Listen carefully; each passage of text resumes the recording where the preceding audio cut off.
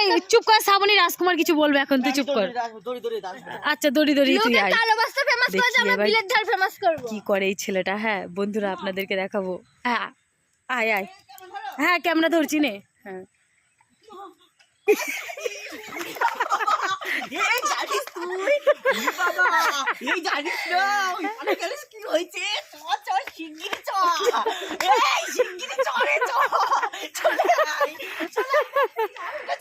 কোথায়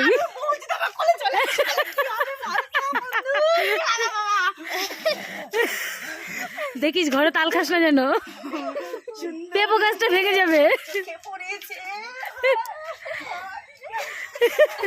পালাচ্ছিস কেন?